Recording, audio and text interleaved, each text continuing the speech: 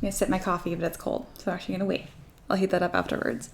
Got about 2 minutes before I start the lesson. No lesson plan this time because we're just sculpting hair. I have 2 different ways. I'm going to show you guys how to do it, but it's pretty much, just sculpting hair.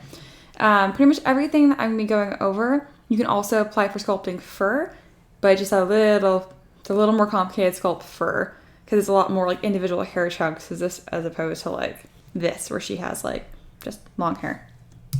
So yeah, I see Terry's here. Hello. I know a lot of you guys have been excited for this lesson because hair can be really, really tricky. So yeah, I hope this is really helpful for you guys. I have a way that I'll show you guys how to sculpt it from scratch pretty much. And then I have a way that you can utilize a brush to help you out with the details and stuff. Because I know some people are just like, I hate sculpting hair. I love it. I always thought it's super fun. I have a bunch of examples I've imported in here and I'll kind of talk through those first. I only have one example. That's a guy because I don't model a whole lot of men anyway. And modeling short hair is pretty easy actually. So yeah. Terry says, I was working on a beard today. So frustrated. Yeah, I saw your post about that. I was going to respond, but I was like, you know what? I'll just show you in the video and it'll make a lot more sense. Doing beards isn't too bad once you know how techniques and whatnot. It's pretty much just using the same 2 brushes again and again and again. All right. It is 6 p.m. So let's get started. Okay. So in front of me, I have my water genasi. I say genie for copyright reasons. This is actually my first D&D character I've ever made and played with. And her hair is super, super detailed. So let me zoom in here and you can really see every single strand really well defined. She looks a little pixelated because it's the decimated version that I share with you guys. But when you print this, you wouldn't see this pixelation at all. But yeah, as you can see, every strand is very, very clear and well defined. It looks a little bit like spaghetti or ramen almost because of this matte cap color, but you get the idea.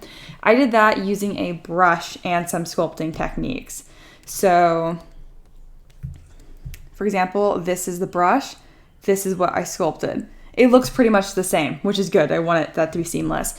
That's why it's really important to know how to sculpt as well as using brushes, because if you only are dependent on brushes, you won't be able to patch things together, and you don't want to have that dependence. So another example is this female fighter. So her hair is really not very detailed because the whole point of it is just that there's movement. This was all done with a move brush and clay buildup, and that's pretty much it. So not every model, it benefits from having super detailed hair. So for this one, for example, there's a lot going on. She has this cape and her spear is really dramatic. Her hair is in the wind. It's a very dramatic model. Detailing the hair, it's kind of like a side thing because she already has so much going on. This model doesn't really have that much going on. It's a pretty boring pose. I like it a lot overall. So I thought it'd benefit from having really detailed hair. Another example is my angel here. So her hair is really, really long and her feathers are extremely detailed. So when I go to the back here, you notice her hair is pretty detailless, and that's because I don't want it to look so busy. I let the attention go to the wings rather than the hair.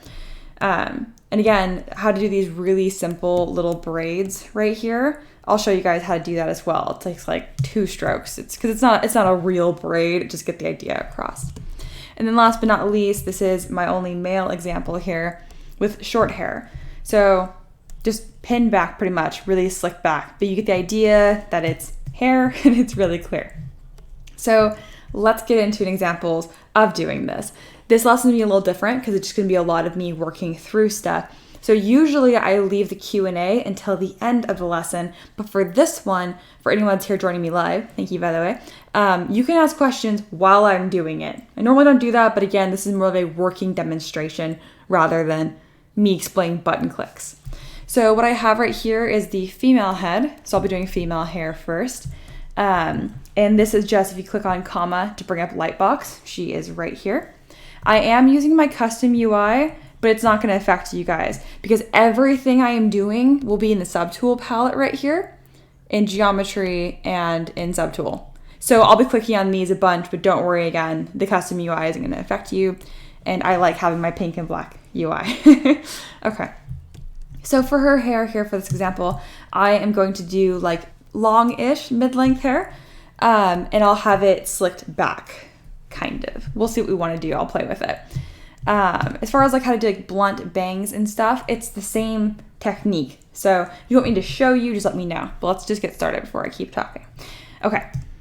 So the first thing that I do is I'm going to mask out the hairline. So I recommend using a reference from this. A lot of people don't realize how much they don't look at a hairline.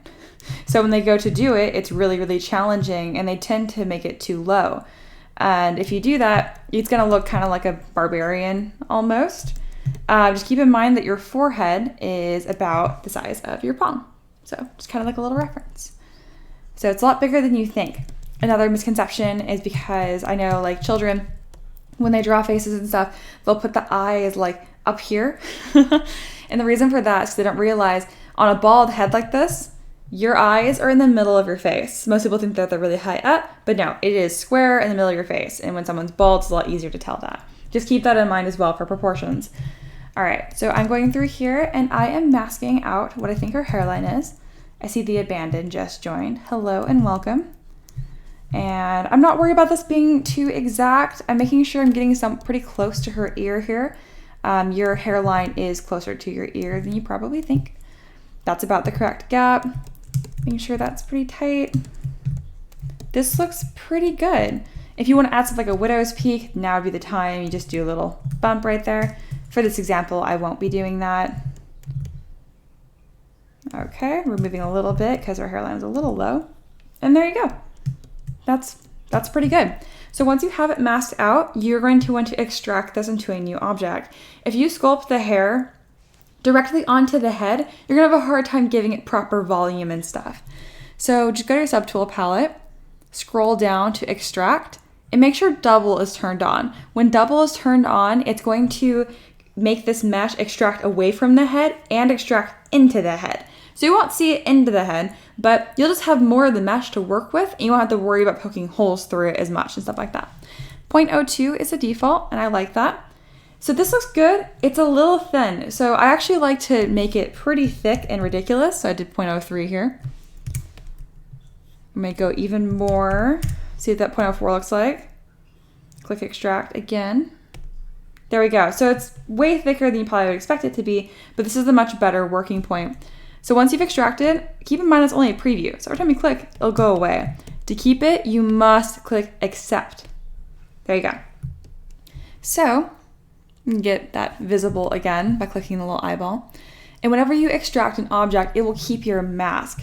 To clear that, just hold Control and draw a little box or rectangle, any shape, off of your model, and that will clear that. So now that we have this, most people just try and start going in right away, and you can. What I do is I will Dynamesh it. So I'll go to Geometry and Dynamesh at 128 resolution. So it's gonna look, here's the before, here's the after, really pixelated, and that's fine. I held Shift F to run wireframe to show you that ZBrush does try and polygroup this by itself. So the edge, it kept, the inside and the outside. I don't really have to use polygroups. When I'm doing hair, it doesn't really affect me. Not when I'm sculpting it this way anyway. So don't worry about that too much. Okay, so there we go. All right, I am happy with that. So the sides of your hair right here will lay closer to your face because it's thinner. And yeah, that's pretty set right there. I mentioned I'm gonna give her long or mid-length hair. So what you can do is you can grab this down like that and keep Dynameshing it again and again and again. But what happens is your hair is really thin and concave. And if you have that gap between the model and your hair is hollow, it will print as a giant hole. You don't want that. So what I normally do is I go to Subtool and I will append a sphere. I'll flatten it like this in the 3D gizmo. And make sure symmetry is turned on with X. And yeah, I'll just attach it as its own object. This just gives me a lot more freedom and just makes my life a lot easier, honestly. So I'm just gonna move this around, start to attach this. I kind of have it free flowing off of her back, even though she doesn't have a back because she's just a head. All right. There we go. That's a pretty good start. And now I will go to her scalp hair. And I'll inflate a little bit for that join. Once I have these two pieces individually done and mapped, just blocked out at least a little bit, I will go ahead and merge them down and then Dynamesh again. You can Dynamesh quickly by holding Control and dragging each little square off of your model. And now I'll go ahead and smooth that.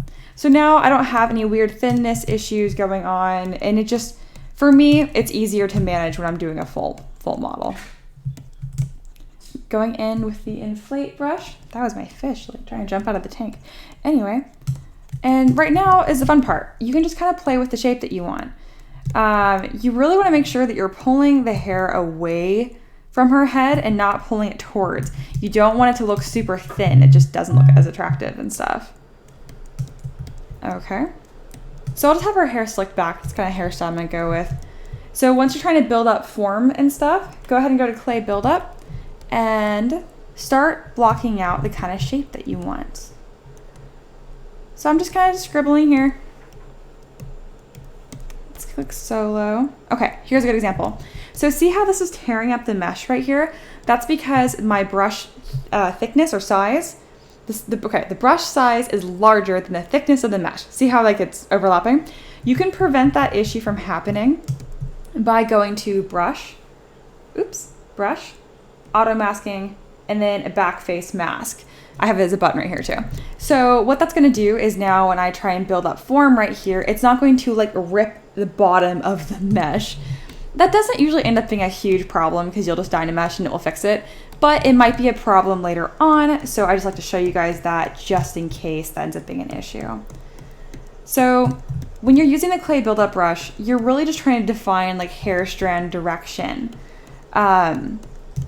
I know it's like, oh, look how like grainy and low poly this looks. That's great. I'm just trying to define direction. I'm not worried about this being beautiful or detailed right now. Also, another thing is make sure to put a part in their hair. I have a question really quick. Terry says there's no need to adjust the resolution level while re-Dynameshing, correct? Yeah, there's not. You can just keep it what it is. I have it 128, which is really, really low. So this is before I now Dynamesh. It got rid of a lot of detail. That's fine. I'm just building up form and shape.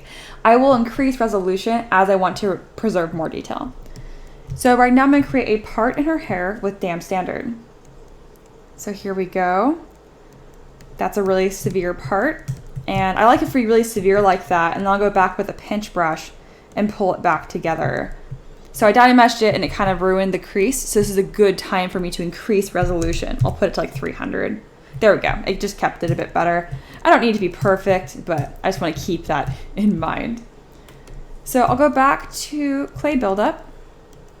In case you're wondering what this, I keep pulling up here. This is spacebar and it pulls up my draw size and my Z intensity.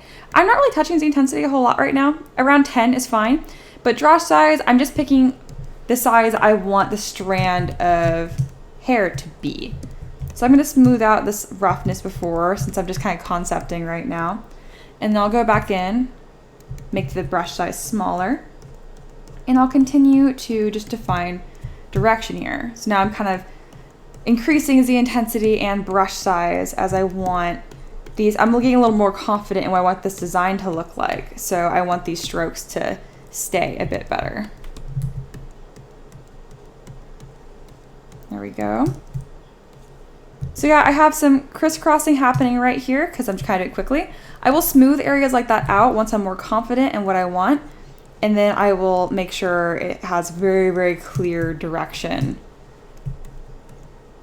Again, a lot of sculpting hair, just a lot of concepting, a lot of really just going with the flow of what you want to look like.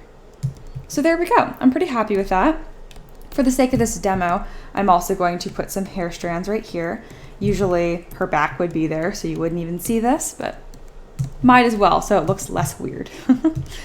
So one of the biggest mistakes that I see is they'll have this perfectly smooth hairline. And that's what it looks like, you know, even on camera right now. But if you look up close, I have a bunch of, you know, my hairs are zigzagging back and forth. So to get that kind of detail, you're gonna wanna go Dam Standard.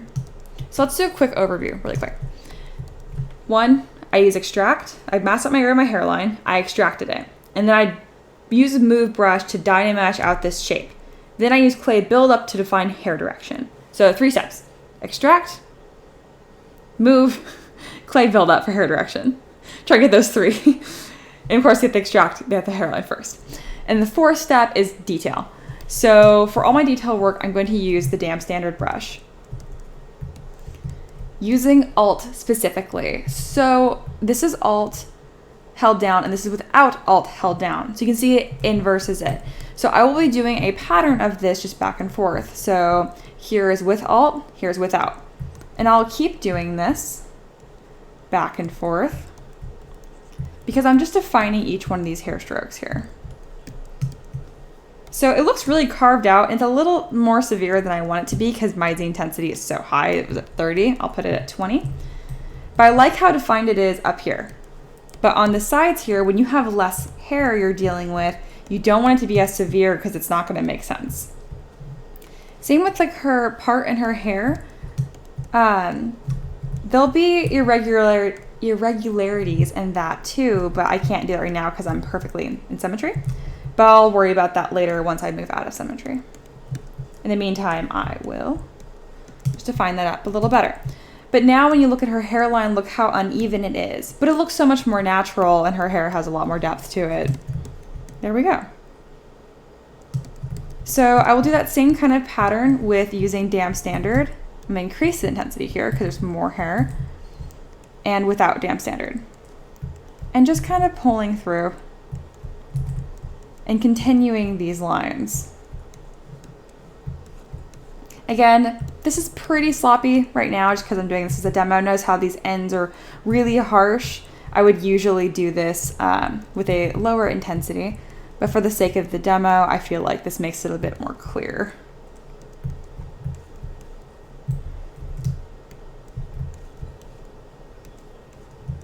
So I'm just really quickly blocking all this out. It's looking really carved and harsh, but that's okay. It gets the point across, and the harsher it is, the lines, the better it will print and paint. So keep that in mind. It's kind of a trade-off. So there is her hair kind of blocked out.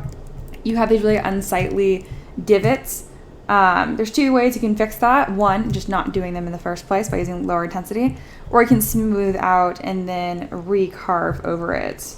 If I have too much of that going on, I will go back with clay buildup brush one more time, and I can soften out these areas by building up more form.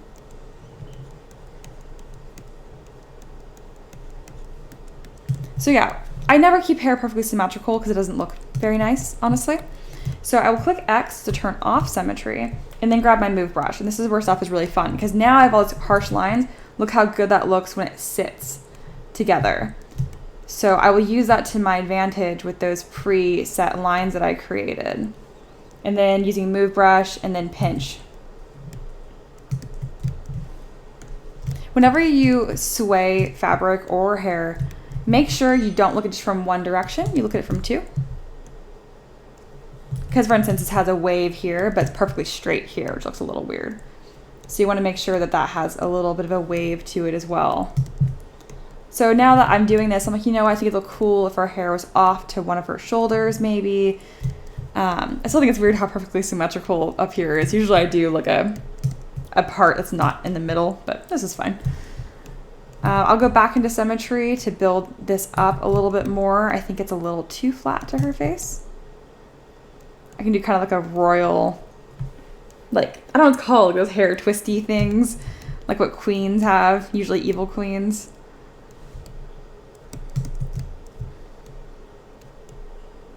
So again, I think hair is super fun because it's just a lot of concepting and design and change on the fly. Of course, you can know what you want before you start. I usually don't, though. I usually just go in and I'm like, okay, what's this character gonna look like? I don't know. Okay. She would look less weird if she didn't, like, not have eyebrows. So since eyebrows are related to hair, I do it the same way. I don't usually mask it out. Not mask it out. I don't extract it. I just mask it. We'll give her like really small little eyebrows. I just go in like that and take my clay buildup brush and scribble. There you go. That's how I do eyebrows. Just real quick and dirty. You can extract them, make them look really nice, and use Damn Standard to define them, but I generally don't. So right here, it would look better if this part was better defined.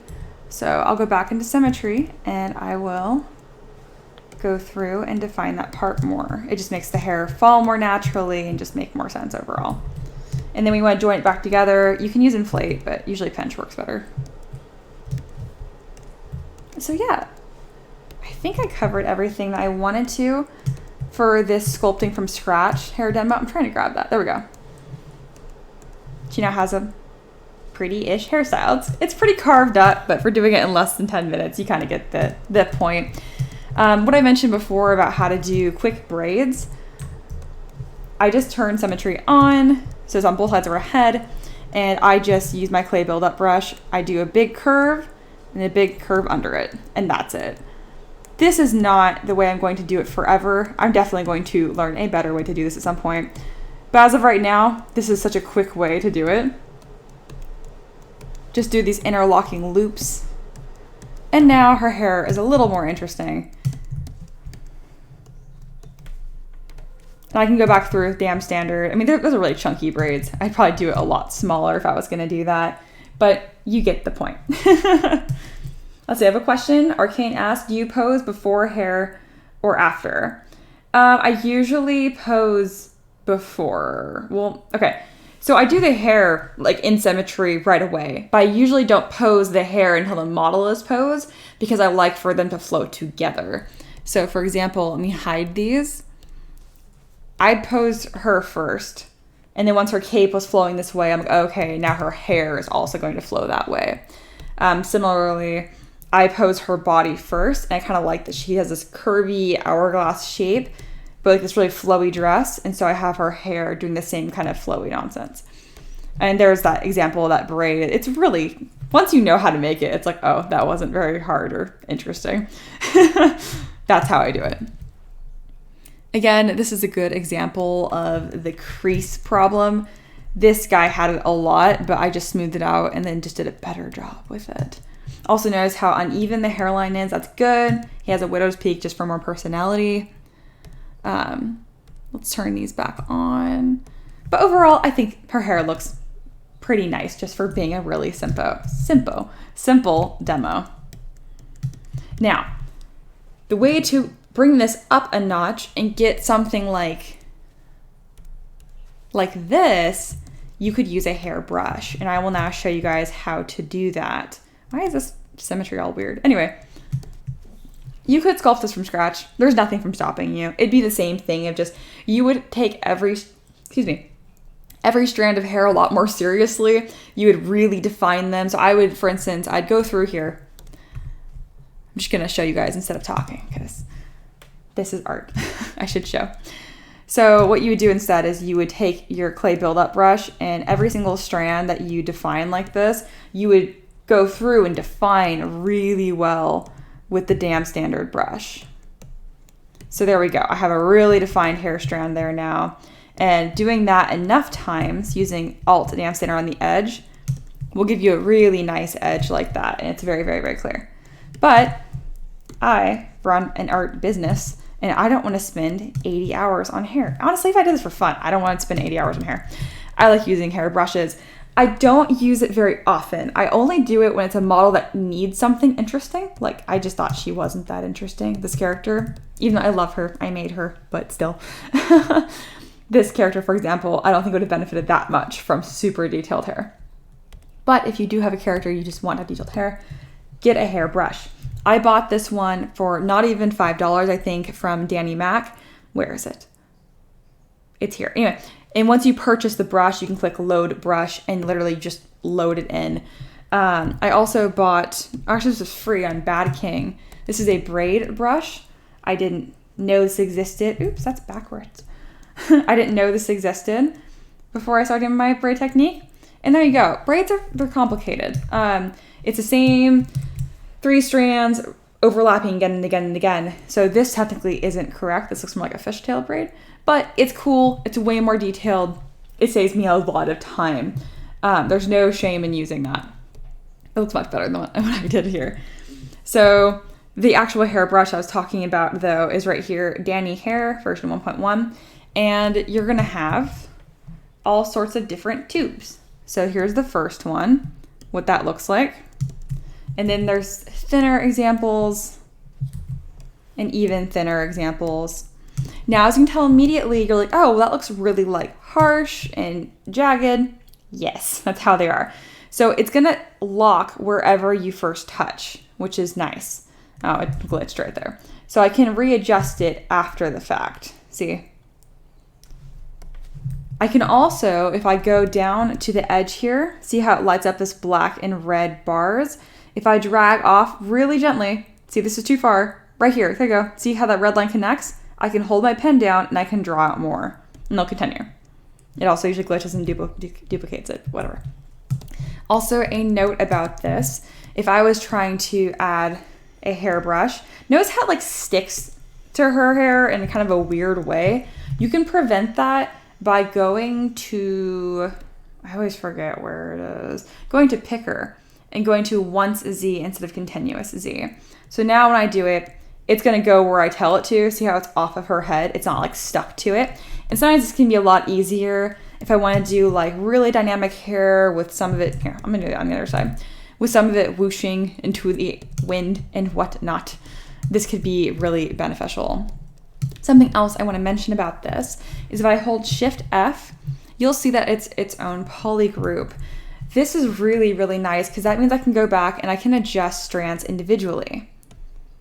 So let me turn off that again.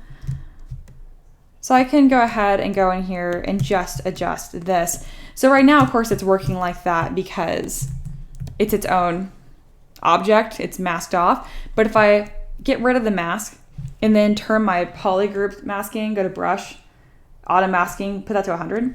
Even though it's the same object, I can grab, oh my gosh, I have this weird poly group right here.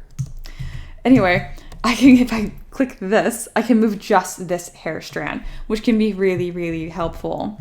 Something else I tend to do is when I get these brushes in here, they're really low poly on purpose. So I will click divide just once usually, because now when I smooth it, I'll get a much nicer appearance. Do keep in mind they usually will start to split. You can fix that by dividing more or going in with a light inflate brush and getting that look. So now you can kind of see how the water genacity, how I made that. Doing a hairbrush like this is really nice just because you're gonna have individual hair clumps that you can work with, but you have to know how to sculpt hair at least a little bit, because if you don't, you're not gonna have anything to work off of. So when you're using a hairbrush like this, I don't recommend just going onto a bald head and starting to draw out chunks because you have no base. It's gonna look like she's bald still and just has a couple of straps of hair to her head. It's gonna look really scary. Here, let me try to give an example of that. So yeah, it'd just be a lot of this. Like, okay, I now have this. What do I do with this? So don't do that.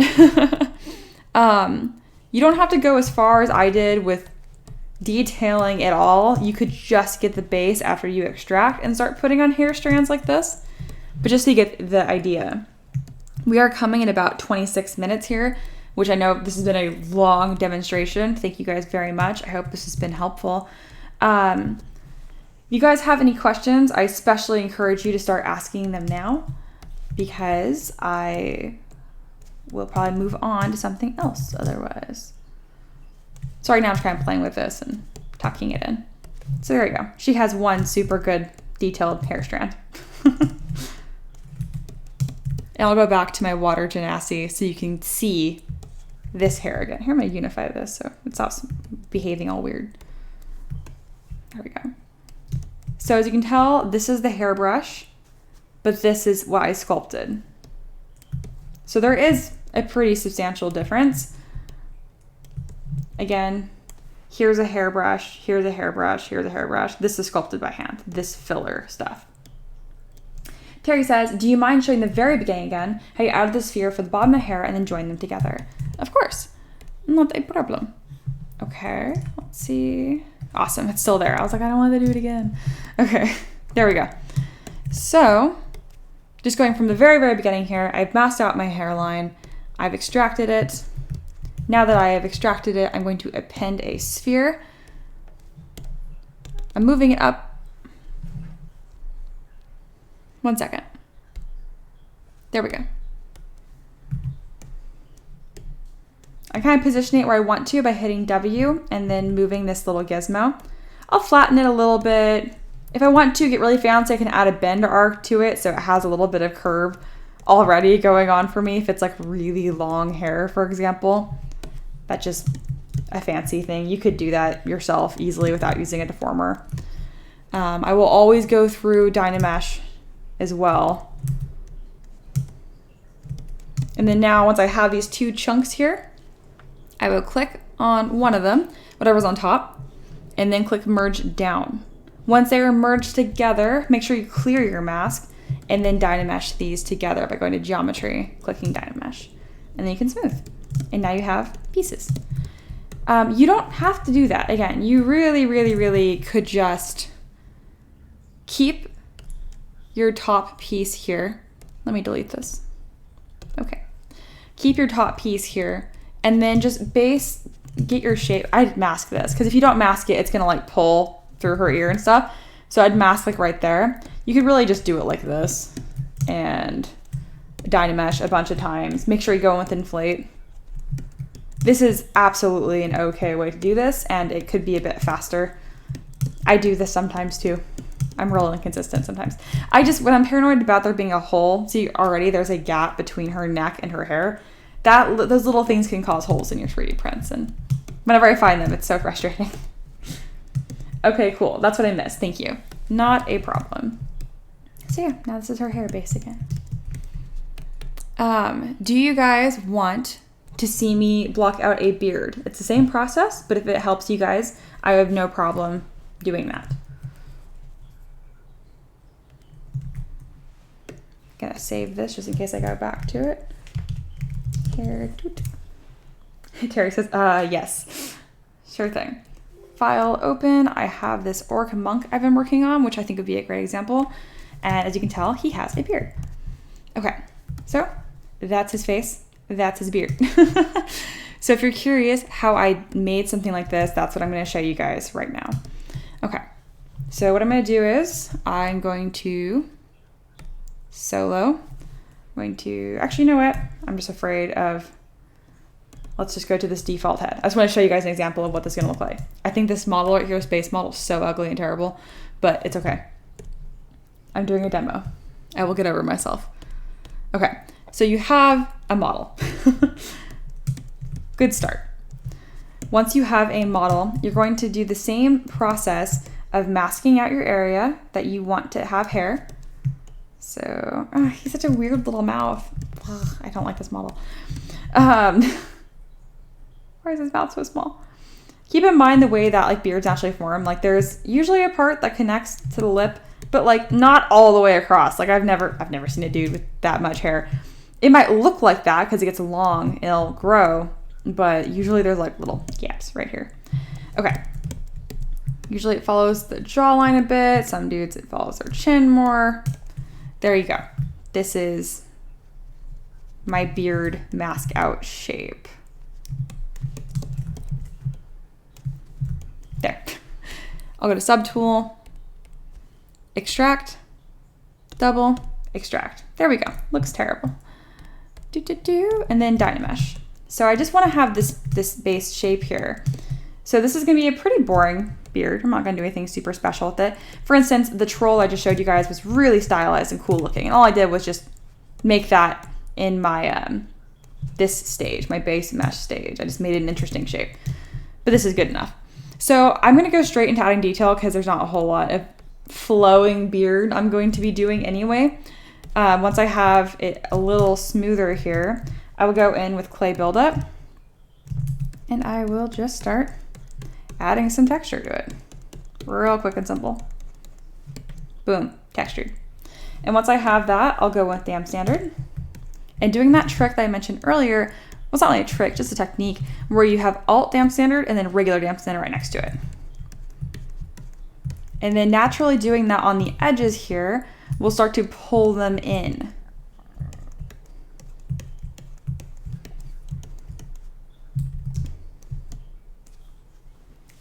Arcane said that Maul looks like Donald Trump Jr. Ugh, I was thinking the same thing, but I was like, I'm not gonna make it political. But if you guys do it, I don't mind. I can just reference it. Okay. So this is a super terrible base mesh, and the beard looks a little sad because the base mesh is sad. But that's it. God, his little mouth is so weird. I don't know what's up with this weird model. I didn't make this for the 100th time. But yeah, that's how I do it. When you're doing beards, sometimes the mustache will extend over the lip, and that is fine. But the bottom lip is showing. Just keep that in mind. If you do this, or 1 second. If you do it like, wow, I'm having a hard time demonstrating this. If you do something like this, it's gonna look stupid. Don't do that. But yeah, I hope that is helpful. Just a quick demo. It's very, very similar concept to what I was doing before. I did it very quickly, so it doesn't look super nice, but you get the point. Terry says, cool, similar to what I did on the second one I did, just way nicer. I'm glad you think it looks okay. I'm going to open up my troll again, or orc monk, because I think his beard looks fabulous. So yeah, that is the same thing I did with that. I was just more careful when I was doing it. And you can tell it's pretty low poly. I mean, it says 2 million points, but like his face isn't like that super like high resolution because I haven't started really posing him or doing anything else with him. But yeah, let me open up the hair tutorial file I just saved again. Hair toot. And just in case you guys have any other questions, I have everything available here. So that's kind of a good example here. You can see the base shape and then what kind of ends up being. Because that was pretty much the same technique. Looks cool. Awesome. Yeah, so we're 35 minutes in. This is a longer lesson. I didn't end up covering fur at all, so I'm not going to touch it because now that I worked through this, it's more different than I probably gave it credit for. When you do fur, you have to build up fur chunks. So instead of just using the clay buildup brush and like big strands, you have to like build up like a section and then use a move brush usually on top of it. Yeah, it's harder than I thought. We're not gonna touch fur today. That'd be a lot. If you guys are super excited about fur, I can cover that next week. As of right now, I don't have a lesson planned for next week. Like we're going to do one. I just don't know what the topic is on. So if you guys have something you really want to learn about, put it in the chat. And also, since this is more concluding towards the end of this lesson, if you have questions about anything to do with ZBrush, now would be a good time to ask them. It doesn't have to be about hair. It can be about anything. So yeah, I'm just gonna hang out. Also, my phone's been going off a bunch. What? Phone. Oh, that was just Ricky telling me that someone bought my wolf casual on Etsy, and he was telling me that because I'm not really proud of that model. So when people buy it, I'm always like, yay, people like it, because I don't. Arcane says, I like fur, but also love one on shoes. They're so hard. Okay, I hate shoes too. So I'm going to put a rain check on that one because I think I would do a bad tutorial because I haven't done really good shoes before. Yeah, shoes are stupid. I hate shoes. If you do want help with that, I think I did a quick demo at the end of my last lesson. But anything that comes to modeling, if you know how it works in real life, you'll be able to model it. So with hair, for example, I know it seems kind of obvious and intuitive, but I just know that hair has direction, hair has strands, and hair has hair strands. So this has direction, hair strands, and movement. Like you just have to think about it. So with the shoe, you need to have a sole. If there's laces, a lace. You need to have that top part, a really defined like tip of the shoe, and then like the edge of it. I forgot what it's called, like a foot panel, whatever. If you know how the shoe is built, it will help you model it. Honest Abe said, did I miss the lesson on alphas? I looked them up today and they're super interesting. Yes, I didn't do a lesson on it, but yeah, I can show us about that too. Arcane said, now you have to practice. Yeah, I know. Alphas are super interesting, but they're just not very complex. I don't like putting too much emphasis on them early on just because people end up not sculpting or learning how to model things. They just draw alphas on them, which is fine, but you really should practice the base one of it too. So here is my draw size, my focal shift, and this is the alpha I have on it. But if I pick like this one, for example, I get that kind of texture, which is really, really cool. I can do alt, just a bunch of different stuff. This kind of stuff, it's super overwhelming for people that are brand new. That's why I haven't covered it yet. Plus this is only my 11th lesson, so I have a lot of time to cover more stuff. But But again, I just really discourage you guys from picking an alpha like this, being like, oh, look, scales, and then never learning how to make scales. Because you could make that so easily just by sculpting it yourself by using damn standard. Like, this is me really sloppy, but there, bam. That's the general gist of it. It doesn't look nearly as good. But it's so important to understand that, because if you don't, you're not going to be able to sculpt things from your imagination. You'll be limited to just what your tools are. Let's see, the specific thing I was looking for was how to make custom brushes and stuff. I haven't covered that because a lot of you guys are in ZBrush Core and you cannot make custom brushes. So I want to make sure that I cover a lot of fundamentals that everyone can do to start with, and then I'll worry about custom brushes later on. Custom brushes are super, super easy to make though. Like, I can show you guys right now. It takes like 2 button clicks. So if I wanted to make a feather, this is my really ugly feather. Boom. This is an insert mesh brush because there's different types of brushes. That looks really, really funny.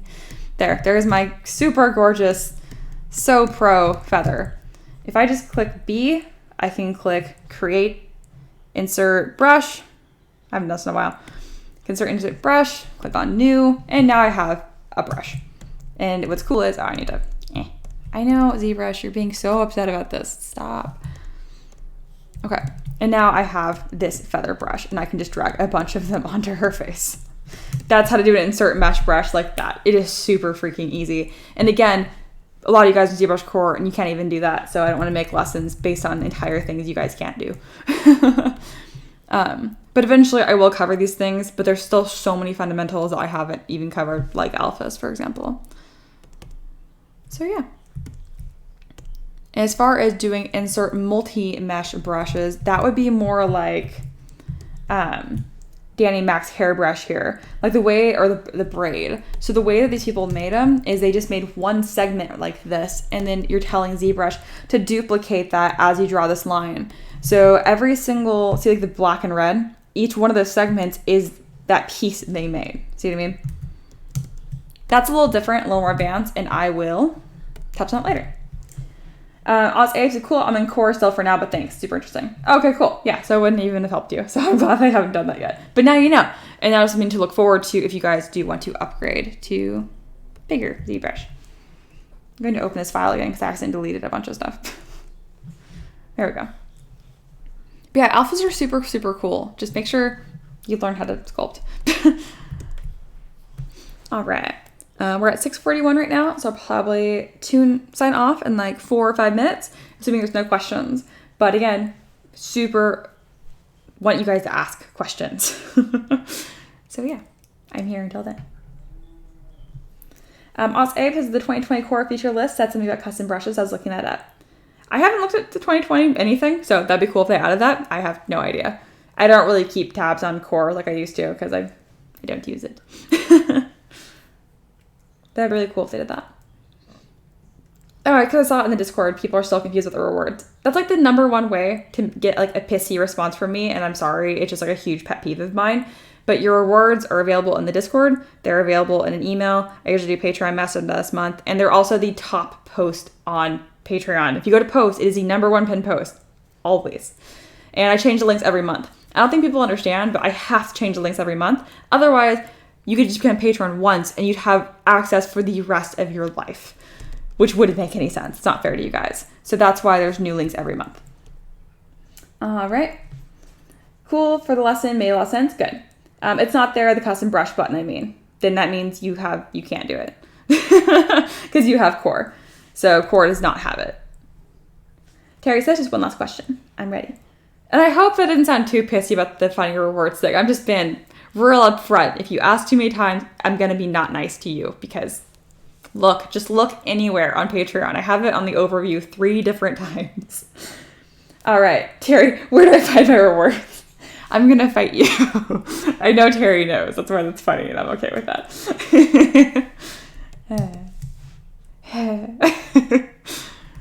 See, if you troll me though, I think it's funny. I still have a good sense of humor. But if you ask me honestly, I'll be mean, which makes no sense. You'd think I'd be nice with people that are genuine. No. Also, yeah, I was just being dumb the other day. No, it's totally fine. Again, Everyone that's here, I know your guys' name, but I recognize your usernames. I love all of you guys. Do I play favorites? Absolutely. You guys are my favorites. So you get away with a lot more. It's when I get those like really pissy messages from $1 patrons who've been a patron for 6 minutes and they're like, where are my rewards? And I'm like, oh my God. All new patrons get a message from Patreon with it's a thank you message with all the rewards. So that's why I'm always like, honestly, I was like, why doesn't this link work? It's a new message. Oh, new from December. Yeah, that's totally super common, easy mistake to make. I'm glad you guys know. Like, I don't hate you. It's totally reasonable. It's just like one of those things I'm always like, I don't know. It's funny, like, people do other more annoying things objectively. They don't bother me at all. Like stealing my work and posting it as their own. I don't really care. It just doesn't really bother me. I don't know. I pick my battles, I guess. I'm not saying I do a good job at picking them, but I do. Anyway, I don't know if you guys saw it, but I'm going to open up a new channel in the 3D printing Discord about my Kickstarter and designing stuff for that and letting you guys have more input on that, which I'm really excited about. So, yes.